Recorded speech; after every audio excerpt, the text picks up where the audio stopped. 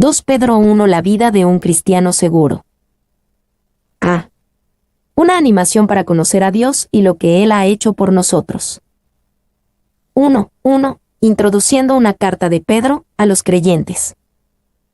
Simón Pedro, siervo y apóstol de Jesucristo, a los que habéis alcanzado, por la justicia de nuestro Dios y Salvador Jesucristo, una fe igualmente preciosa que la nuestra.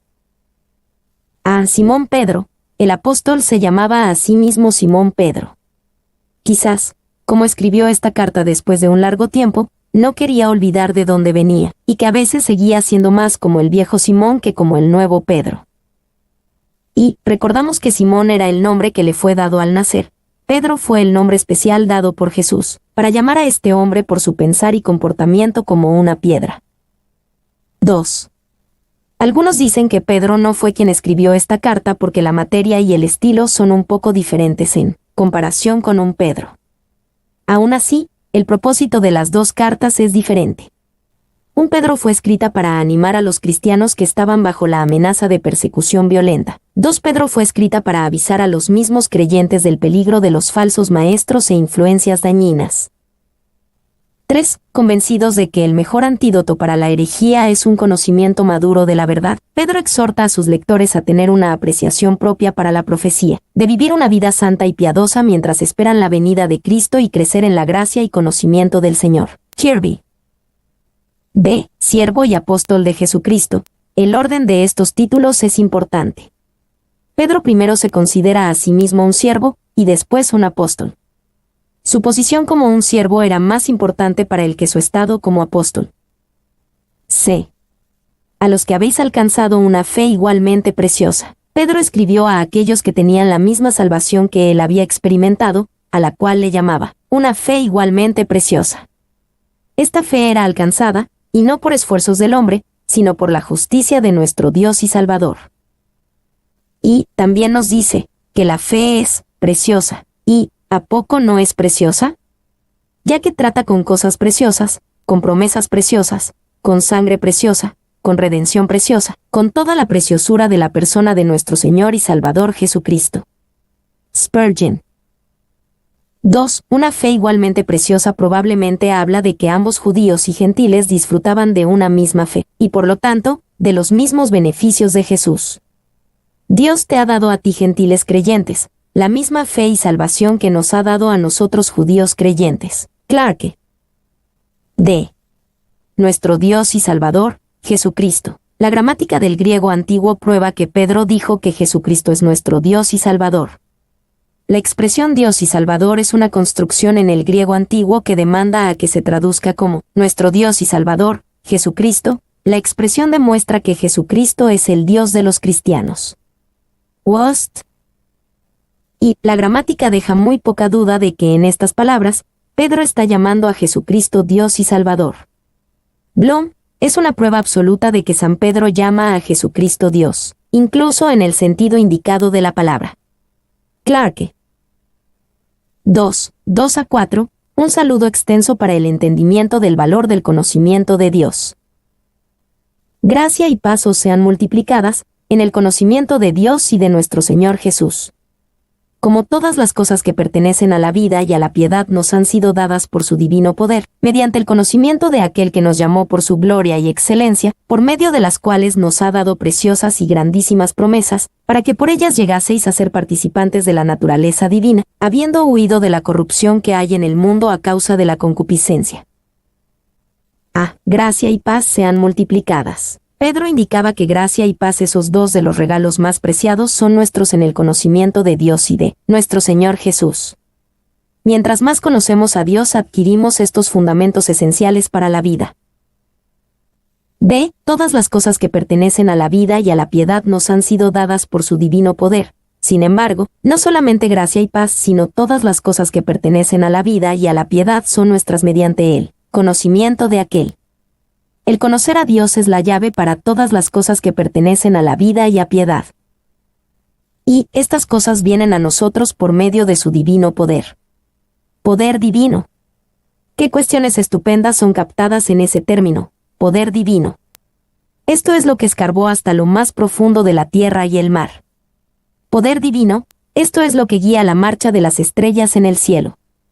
Poder divino. Es lo que sostiene los pilares del universo, y lo que un día los sacudirá, y apresurará a todas las cosas a ser la nada que eran naturalmente. Spurgeon. 2. Estamos dispuestos a intentar casi todo menos el conocimiento de él. Aún confiamos más en los planes y esquemas del hombre en vez del conocimiento de él. Intentaremos conocernos a nosotros mismos en vez de al conocimiento de él. Necesitamos llegar al mismo lugar en el cual estaba el apóstol Pablo, cuando dijo a fin de conocerle. Filipenses 3:10. 3. De acuerdo con Blom, la palabra en el griego antiguo de conocimiento no se refiere a un conocimiento casual. Significa un conocimiento exacto, completo y profundo. C. Mediante el conocimiento de aquel, Dios llegamos al conocimiento de aquel cuando aprendemos mediante de él, su palabra, por medio de la oración, y por medio de la comunidad de su pueblo.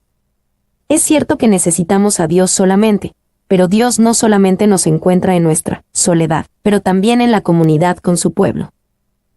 D. Nos llamó. Este conocimiento de Dios viene a aquellos que son llamados. Es conocimiento, pero no meramente entendimiento intelectual o intuición. Es el conocimiento que viene por experiencia, la experiencia que el pueblo de Dios tiene con Dios mismo. Nos llamó por su gloria y excelencia. Es la gloria y excelencia de Jesús la que lo motivó a llamarnos, y es su gloria y excelencia la que nos llama hacia Él. F. Por medio de las cuales nos ha dado preciosas y grandísimas promesas. Esto explica el valor de la gloria y excelencia de la que Dios nos llama. Por medio de estas, Él nos dio preciosas y grandísimas promesas.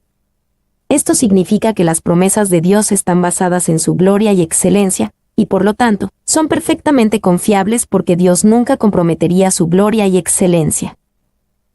Y Salmos 138, 2 nos recuerda que Dios honra a su palabra aún por encima de su nombre. Nunca tenemos que dudar de las promesas de Dios, sino que deberíamos de dejar que Dios sea veraz y todo hombre mentiroso. Romanos 3:4.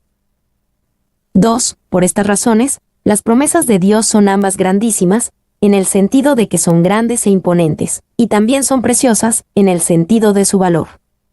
Muchas cosas son grandísimas pero no preciosas, tales como piedras grandes, las cuales son de poco valor. Y por el otro lado, muchas cosas son preciosas pero no son grandísimas, tales como los diamantes y otras joyas, las cuales no pueden ser grandísimas si son preciosas. Pero aquí tenemos promesas que son tan grandísimas, que no son menos que infinitas, y tan preciosas, que no son menos que divinas. Spurgeon. 3. Fue de considerable importancia para el consuelo de los gentiles que estas promesas fueran hechas por ellos, y que la salvación no fuera exclusivamente de los judíos. Clarke. G. Para que por medio de ellas llegaseis a ser participantes de la naturaleza divina. Esto explica el valor de estas grandísimas y preciosas promesas. Por medio de estas promesas, nosotros somos participantes de la naturaleza divina. La idea de Pedro es similar a la idea de Pablo con respecto a nuestro estado glorioso como hijos e hijas, adoptados de Dios, Gálatas 4, 5-7. Y esto es notablemente generoso y amoroso de parte de Dios.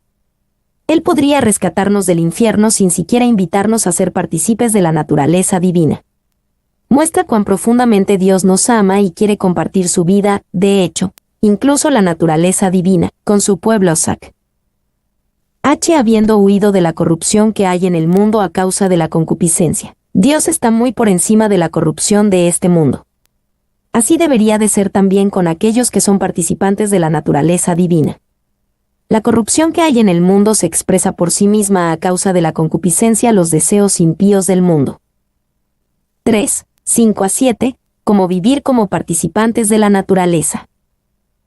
Vosotros también, poniendo toda diligencia por esto mismo, añadid a vuestra fe virtud, a la virtud, conocimiento, al conocimiento, dominio propio, al dominio propio, paciencia, a la paciencia, piedad, a la piedad, afecto fraternal, y al afecto fraternal, amor. Poniendo toda diligencia, somos participantes de la naturaleza divina, pero una vez que somos hechos hijos e hijas espirituales, crecimiento en la vida cristiana no simplemente nos sucede. Debemos de poner toda diligencia en nuestro caminar con el Señor. B. Añadid a vuestra fe, virtud. Comenzamos a caminar con el Señor con fe, pero la fe prosigue en virtud, conocimiento, dominio propio, paciencia, piedad, afecto fraternal, y amor, siendo el amor la piedra principal de la obra de Dios en nosotros. Y, añadid a vuestra fe, literalmente, en el griego antiguo, subiendo mano con mano, aludiendo, como muchos piensan, a el coro en la danza griega, quienes bailaban agarrados de las manos. Clarke. 2. La extensión de la lista demuestra que Dios quiere que nosotros tengamos una vida cristiana completa, completa en todo sentido. Nosotros no podemos estar contentos con una vida cristiana incompleta. 3. De las palabras dominio propio. El erudito griego Kenneth Wost dice que los griegos usaban estas palabras dominio propio para describir a alguien que no era gobernado por el deseo sexual. Se poniendo toda diligencia. Estas hermosas cualidades no son simplemente puestas sobre nosotros por el Señor mientras nosotros las recibimos, de manera pasiva, sino que somos llamados a poner toda diligencia para estas cosas, trabajando en equipo con Dios para añadirlas. 4. 8 a 9. Cómo usar estas cualidades para medir tu caminar cristiano. Porque si estas cosas están en vosotros, y abundan, no os dejarán estar ociosos ni sin fruto en cuanto al conocimiento de nuestro Señor Jesucristo. Pero el que ni tiene estas cosas tiene la vista muy corta, el ciego, habiendo olvidado la purificación de sus antiguos pecados. Si estas cosas están en vosotros y abundan, si tenemos estas cosas, y abundan estas cosas, es evidente para todos que no estamos ociosos ni sin fruto en nuestro conocimiento de Jesús. Y las palabras ociosos y sin fruto caracterizan las vidas de muchos cristianos. A quienes les faltan estas cualidades les hace falta más conocimiento de Dios, conocerlo a Él por medio de una relación en un sentido que sea más completo y profundo cada vez. 2. Abundan. Algunos se sienten bien porque estas cualidades se demuestran en nosotros de vez en cuando. Pero Pedro dice que estas cosas deben abundar en nosotros. B. El que no tiene estas cosas tiene la vista muy corta. Es ciego. Si estas cosas nos faltan, demuestra que tenemos problemas de la vista. Tenemos la vista muy corta, somos incapaces de ver a Dios, solo nos vemos a nosotros mismos. Esto nos hace prácticamente ciegos, demostrando que nosotros hemos olvidado que fuimos purificados de los antiguos pecados. Y tal hombre ve las cosas de tiempo y es incapaz de discernir aquellos de la eternidad. Se ve a sí mismo y sus semejantes, pero no a Dios. Esta miopía es destructiva de una verdadera experiencia cristiana y por lo tanto, hace imposible el avance. Morgan. 2. La razón para esta condición también está establecida. Uno así ha olvidado la purificación de sus antiguos pecados. Eso es para decir que ha fallado al responder toda la ampliación de la vida y la visión que vino a él cuando recibió la limpieza de su naturaleza al principio de su vida cristiana. Morgan. 3. Tal vez haya olvidado lo malo que era, y cuánto necesitaba esta limpieza. Quizás ha olvidado el gran costo de la purificación de la mancha del pecado. Quizás ha olvidado cuán grande y completo es la purificación, haciendo a un pecador culpable ahora tan puro y blanco como la nieve, Isaías 1:18. 5. 10 a 11, haciendo nuestra vocación y elección firme. Por lo cual, hermanos, tanto más procurad hacer firme vuestra vocación y elección, porque haciendo estas cosas, no caeréis jamás. Porque de esta manera os será otorgada amplia y generosa entrada en el reino eterno de nuestro Señor y Salvador Jesucristo. Tanto más procurad hacer firme vuestra vocación y elección, ¿cómo podemos estar seguros de que Dios nos ha llamado y que somos elegidos? Haciendo estas cosas las que se hablaron en 1 Pedro 1, 5-7, fe, virtud, conocimiento, dominio propio, paciencia, piedad, afecto fraternal y amor. Al ver estas cosas en nuestras vidas, sabemos que nuestras vidas se están haciendo más como la naturaleza de Jesús. Demuestra que estamos siendo conformados a la imagen de su Hijo, Romanos 8:29. Y es posible para una persona que no es salva hacer deberes morales y religiosos. Pero estas cosas, Pedro escribió de asuntos del corazón, y debe de ser evidente en todo aquel que ha nacido de nuevo. Simplemente, si somos llamados, si somos elegidos, y después somos nacidos de nuevo y si somos nacidos de nuevo, se demuestra en la manera en que vivimos. 2. Sin embargo, se preguntará, ¿por qué es la vocación puesta aquí antes de la elección siendo que la elección es eterna, y el llamado toma un lugar en el tiempo? Yo contesto, porque la vocación es primero para nosotros. Lo primero que tú y yo podemos saber es la vocación. No podemos saber si somos elegidos hasta que sentimos que somos llamados. Debemos, primeramente, demostrar nuestra vocación, y después nuestra elección es ciertamente segura. Spurgeon. B. Porque hacienda estas cosas, no caeréis jamás. Al buscar estas cosas nos mantenemos sin tropiezo. Crecimiento y progreso continuo en la vida cristiana es la manera segura de evitar el tropiezo. C. Porque de esta manera os será otorgada amplia y generosa entrada en el reino eterno de nuestro Señor, Salvador Jesucristo. Pedro les recuerda a sus líderes de la gran recompensa de una vocación y elección hecha firme. Entrarán al cielo de manera gloriosa, y no así como por fuego, 1 Corintios 3:15. Y hay dos maneras de entrar por un puerto. El barco puede entrar, anegado y alocado, solo se mantiene a flote por el trabajo continuo de las bombas, o puede entrar con todas las velas desplegadas, su pendón flotando en la punta del mástil. Esto es lo que el apóstol desea para sí mismo y para quienes se dirige. Deseaba que se les administrara una amplia y generosa entrada. Meyer. 2. F. B. Meyer también escribió que la idea de amplia y generosa entrada era verdaderamente una entrada de coro. La idea era de un conquistador romano llegando a la ciudad, bienvenido por cantantes y músicos quienes se unirían a él en una procesión feliz y gloriosa a la ciudad. 3. ¿Así será tu entrada al cielo? ¿Entrarás, salvado así como por fuego, o recibirás una recompensa? Entrarás desconocido, o serás recibido por docenas y cientos a los que hayas sido de bendición y que te estarán esperando. Meyer. 4. O será otorgada. Solo un pensamiento más. Se dice que la entrada será ministrada a nosotros. Eso me da una dulce pista de que, yo encuentro, hace hincapié por Dodridge. Cristo abrirá las puertas del cielo, pero el tren de virtudes celestiales las obras que nos persiguen irá con nosotros y nos guiará a la entrada. Spurgeon. D. La necesidad de ser recordados. 1:12. Pedro explica por qué escribe de estas cosas que han escuchado anteriormente los básicos de la vida cristiana. Por esto, yo no dejaré de recordaros siempre estas cosas, aunque vosotros las sepáis, y estéis confirmados en la verdad presente. Por esto, Pedro acaba de escribir de la promesa de la entrada a el reino eterno de Dios. 2 Pedro 1:11. Porque la llegada a ese reino es tan importante, es útil y necesario que Pedro nos recuerda siempre de los fundamentos de la vida cristiana. D. Yo no dejaré de recordaros siempre estas cosas, aunque vosotros las sepáis. A pesar de que sus lectores sabían la verdad, a vista en lo que estaba en juego su destino eterno vale la pena repasar estas cosas una y otra vez. Y un equipo deportivo que va a ir a un campeonato repasa los mismos fundamentos una y otra vez. Ellos hacen esto, aun a pesar de que ya conocen estas técnicas, porque saben qué es lo que está en juego. 2. Por esta razón, los cristianos nunca se deberían de cansar de escuchar los básicos de la vida cristiana.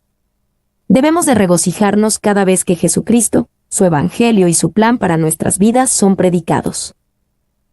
Sé confirmados en la verdad. Confirmados es la misma palabra traducida en Lucas 22:32 como fortalecido, cuando Jesús le dijo a Pedro, tú, una vez vuelto, confirma a tus hermanos. Aquí, Pedro cumplió con la orden de Jesús. Él nos confirmará y fortalecerá al recordarnos de los básicos de la vida cristiana. 2:13-14, la urgencia del corazón de Pedro. Pues tengo por justo, en tanto que estoy en este cuerpo, el despertaros con amonestación, sabiendo que en breve debo abandonar el cuerpo, como nuestro Señor Jesucristo me ha declarado.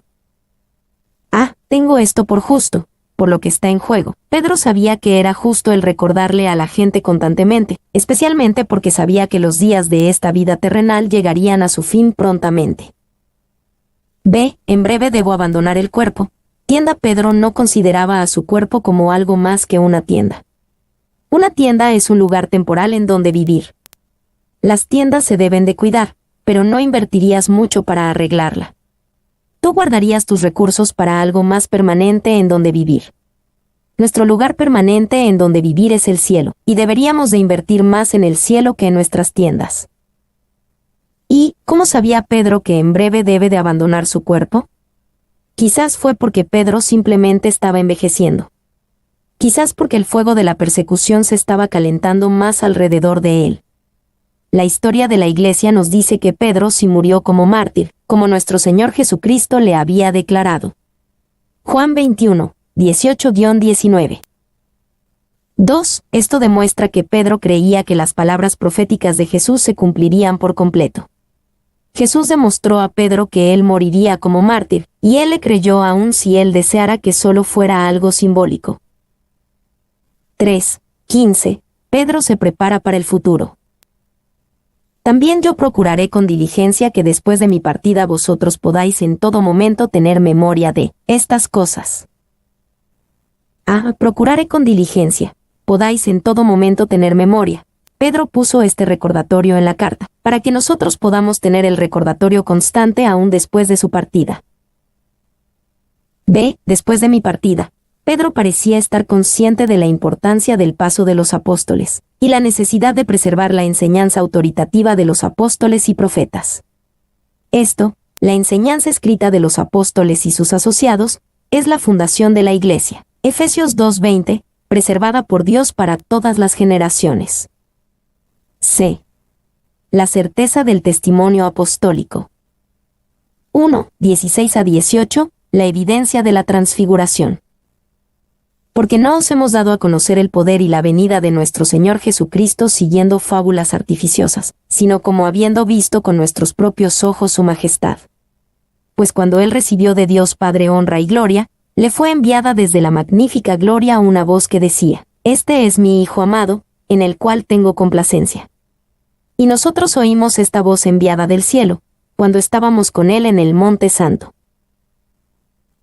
Porque no os hemos dado a conocer fábulas artificiosas. Pedro declara solemnemente que el testimonio de los apóstoles, un testimonio por el cual soportaron tortura y dieron su vida, no fueron basados en fábulas astutas ni con mentiras a medias, sino en testimonio ocular, ellos habiendo visto con sus propios ojos su majestad. Y fábula se traduce el griego antiguo maízas.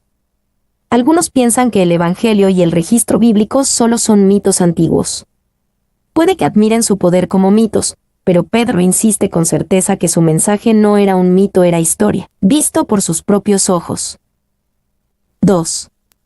Podemos reconstruir con exactitud los acontecimientos históricos de los testimonios de aquellos que han visto con sus propios ojos, quienes deben de ser checados para asegurarse de que están diciendo la verdad. Los apóstoles y escritores del Nuevo Testamento han sido checados por siglos y se han encontrado veraces. B. Visto con nuestros propios ojos su majestad. ¿Cuándo vio Pedro la majestad de Jesús? Hubo muchas ocasiones, pero probablemente una sobresalió en su mente: la transfiguración de Jesús, registrada en Mateo 17, 1-8, Marcos 9, 1-9, y Lucas 9, 28-36. Sabemos esto porque Pedro cita lo que el Padre le dijo a Jesús en la transfiguración: Este es mi Hijo amado, en el cual tengo complacencia. Y, en la transfiguración, Jesús fue transformado en gloria ante los apóstoles, no meramente cambiado en apariencia externa. El efecto fue muy llamativo. Jesús se hizo tan brillante en apariencia que era difícil ver a Jesús. Él brilló como el sol, Mateo 17:2. 2. Puede que esta gloria resplandeciente no sea un nuevo milagro, sino una pausa en un milagro en curso. El verdadero milagro fue que Jesús, la mayor parte del tiempo, pudo evitar manifestar su gloria. C. Este es mi Hijo amado, en el cual tengo complacencia. En la transfiguración, el Padre habló desde el cielo para declarar su aprobación y gozo en Dios el Hijo. Mientras Pedro escribía esto, sentimos que las palabras aún resonaban en sus oídos, porque en la transfiguración cometió el error de hacer a Jesús igual que a Moisés y Elías, quienes aparecieron junto con él. Y esas palabras del cielo eran importantes, porque Jesús le acababa de decir a sus discípulos que él tenía que ser crucificado y sus seguidores también. Tenían que tomar su cruz y seguirlo. Marcos 8, 31-38. Sus discípulos necesitaban esta palabra de certeza para seguir confiando en Jesús, y necesitaban escuchar que Jesús aún agradaba al Padre, a pesar de que había dicho que sería crucificado. 2. Estas palabras del cielo también pusieron claramente a Jesús por sobre la ley de los profetas. Jesús no era solamente otro, o un mejor dador de la ley o profeta, Él era el Hijo amado. 3. Esencialmente, la voz del cielo era una reprensión para Pedro, Marcos 9:7. Sin embargo, ahora, lo que una vez fue una reprensión se ha convertido en un dulce recuerdo. 4. Moisés y Elías aparecieron con Jesús porque representaban a los que estaban atrapados con Dios. Judas 9 y 2 Reyes 2:11. Ellos presentaron la ley, Moisés, y los profetas, Elías.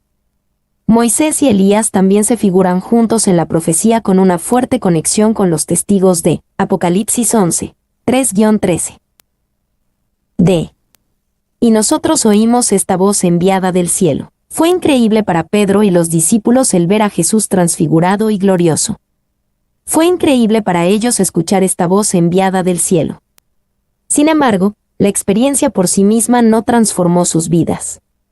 Solo el nacer de nuevo por el Espíritu Santo lo hizo, dándoles audacia sin límites. La transfiguración fue increíble, pero era experiencia pasajera hasta que nacieron de nuevo. 2:19. La evidencia de la profecía cumplida. Tenemos también la palabra profética más segura, a la cual hacéis bien en estar atentos como a una antorcha que alumbra en lugar oscuro, hasta que el día esclarezca y el lucero de la mañana salga en vuestros corazones. Tenemos también la palabra profética más segura. La experiencia de Pedro en la transfiguración fue increíble. Pero aún más segura que la experiencia personal de Pedro es el testimonio de la palabra de Dios acerca de quién es Jesús. El cumplimiento de la palabra profética más segura es un testimonio seguro y confiable de la verdad de las Escrituras. Y, tomado de acuerdo a la traducción común, parece decir que profecía es una evidencia más segura de la revelación divina que los milagros, y así ha sido entendido. Clarke. B. A la cual hacéis bien en estar atentos. Cuando consideramos el testimonio profético a Jesús, hacemos bien en estar atentos. Hay al menos 332 predicciones distintas en el Antiguo Testamento con referencia al Mesías que Jesús cumplió a la perfección. La combinación de esta evidencia junta, desde un punto de vista estadístico simple, es absolutamente abrumador. Y el profesor Peter Stoner ha calculado que la probabilidad de que algún hombre cumpla con 8 de estas profecías es de 1 en 100,000,000,000,000,000,000, 10 al 17ª potencia. Esa cantidad de dólares de plata cubriría el estado de Texas a 2 metros de profundidad. Stoner dice que si se consideran 48 de las profecías, las probabilidades se convierten en 1 en 10 a la 157ª potencia. C. Como una antorcha que alumbra en lugar oscuro, con razón Pedro puede decir que la palabra es segura. ¿Y qué es una antorcha que alumbra? Es algo a lo que nos debemos de aferrar hasta que el día aclarezca y Jesús regrese. 3. 20-21. Principios para la garantía profética. Entendiendo primero esto, que ninguna profecía de la Escritura es de interpretación privada, porque nunca la profecía fue traída por voluntad humana, sino que los santos hombres de Dios hablaron siendo inspirados por el Espíritu Santo. Ninguna profecía de la Escritura es de interpretación privada. Aún en el tiempo de Pedro, enemigos de Jesús distorsionaban las profecías del Antiguo Testamento, dándole significados personales y bizarros para excluir a Jesús de su cumplimiento. Pero Pedro dice que la profecía no es de interpretación privada, sino que su significado es evidente y puede ser comprobado por otros. Y, aunque Pedro habla de profecía de la Escritura, es el mismo principio para el don de la profecía hoy en día. Debe haber una confirmación sobria de cualquier palabra profética, y no por medio de otra palabra profética, sino por las Escrituras. En el don de profecía, Dios nunca habla solamente a una persona, y siempre provee confirmación. B. Nunca la profecía fue traída por voluntad humana. Es erróneo y malo el distorsionar la profecía a nuestro significado personal, porque la profecía no viene del hombre, sino de Dios, aunque venga por medio de los hombres santos de Dios, pero solamente cuando son inspirados por el Espíritu Santo. Y, lejos de inventar el tema de sus propias predicciones, Los profetas antiguos ni siquiera sabían el significado de lo que ellos mismos escribían. Ellos fueron más allá de sí mismos por la influencia del Espíritu Divino, y después de años estaban solos para descubrir el objeto de la profecía, y el cumplimiento era prueba absoluta de que era predicción de Dios y que no era invento privado. Clarke. C. Siendo inspirados por el Espíritu Santo, de acuerdo con Green, la palabra griega antigua traduce inspirado, tiene el sentido de llevado a lo largo, como un barco siendo llevado a lo largo por el viento o la corriente. La misma palabra es usada para un barco en Hechos 27 horas y 15 minutos, 17. Es como si los escritores de las Escrituras elevaban sus velas, en cooperación mientras Dios y el Espíritu Santo los llevaban a lo largo de la dirección que Él deseaba.